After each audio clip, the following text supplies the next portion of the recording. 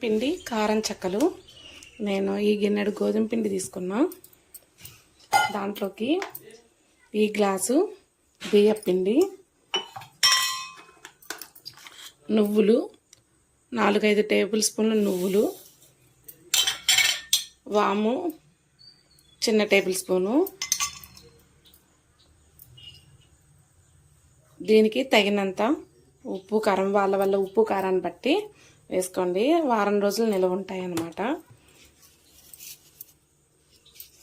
ఇటు వచ్చేసి టమాటా కూడా వేస్తున్నా. టమాటా దీన్ని మిక్సీ పట్టుకోవాలి. పుదీనా కంపల్సరీగా వేయాలి. ఇష్టమైన వాళ్ళు అల్లం, వెల్లుల్లిపాయి, పచ్చిమిరపకాయలు పేస్ట్ వేసుకోవచ్చు. కరివేపాకు ఈ 3 మిక్సీ పట్టుకొని దీంట్లో కలుపుకోవాలి. చాలా అంటే చాలా బాగుంటుంది. బియ్యపిండి చెక్కలు కాదు, గోధుమ పిండి చెక్కలు కూడా బాగుంటాయి.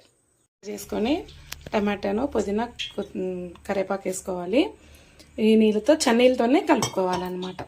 పిండి కలిపేసాను. ఇవి పెద్దగా నానాల్సిన పని అయితే ఏం లేదు. ఇగో ఇలా పెద్ద చపాతీ చేసుకొని వీటిని అంచు మడవని గ్లాస్తో ఇలా గోధుమ పిండి చెక్కలు, బియ్యం పిండి చెక్కలే కాదండి, గోధుమ పిండి చెక్కలు చూడండి అవి ఊడి ఎలా పైకి వస్తున్నాయో.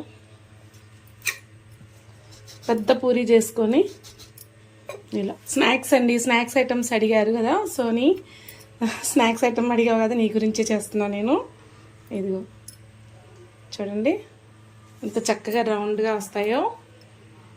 స్నాక్స్ పిల్లలకి అప్పటికప్పుడు మనం చేసి పెట్టచ్చు. శనగపిండి, మైదా పిండి కాకుండా గోధుమ పిండితో ఒక్కసారి ఇలా చేయండి, చాలా బాగుంటుందండి.